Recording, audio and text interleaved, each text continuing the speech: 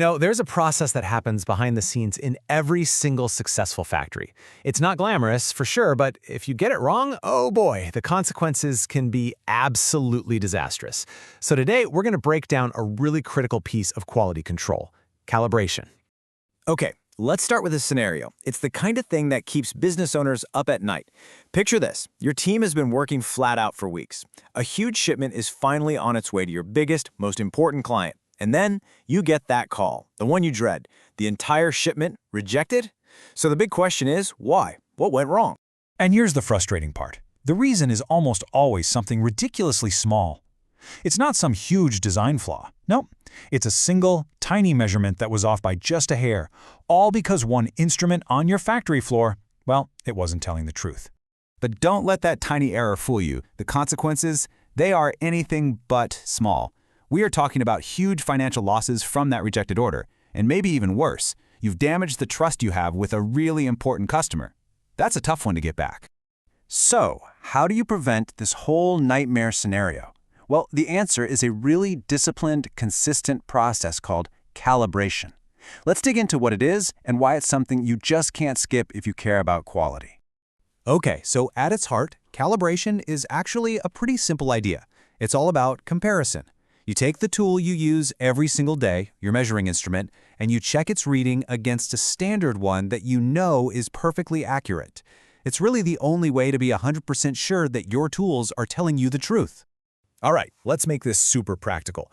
Imagine you've got a certified 1 kilogram weight. You place it on your scale. If that scale reads 0.980 kilograms, well, that's a fail. It's not okay. But now, what if a 2 kilogram weight reads 2.010 kilograms? That might actually be okay. Why? Because every process has what we call an accepted tolerance, basically a tiny bit of wiggle room that's allowed. Calibration is what tells you if your tools are staying within that safe zone. And listen, this isn't just about being picky. It's absolutely essential. I mean, you need it for accurate measurements, right? That's what stops quality problems before they start and cuts down on expensive waste. You also have to have it to pass big audits like ISO 9001. And at the end of the day, it's all about protecting your brand, avoiding those angry customer calls, and making smart decisions based on data you can actually trust.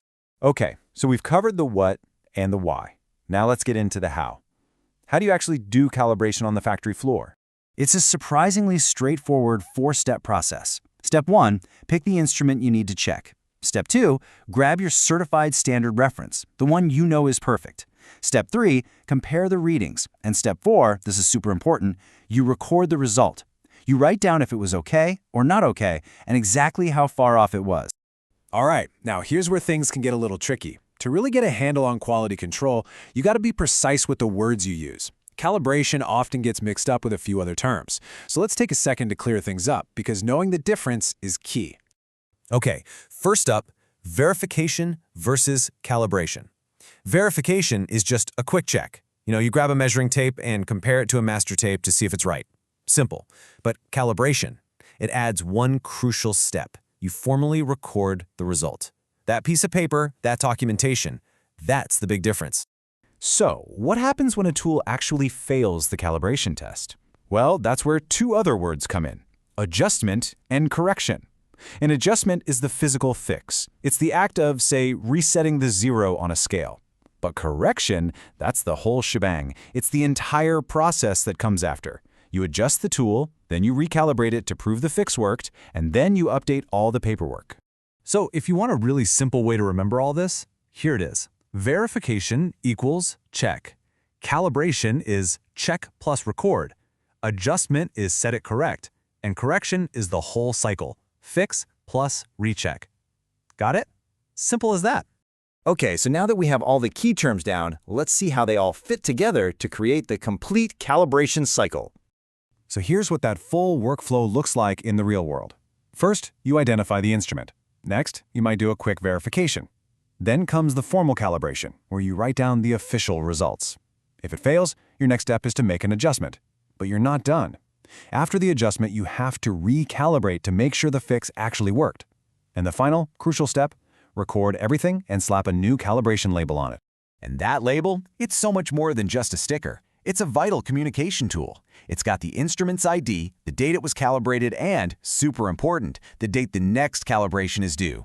It'll have the technician's signature for accountability. Oh, and if an instrument fails and you can't fix it, it gets a big bright red "Hold" tag, so there's no way anyone can use it by accident.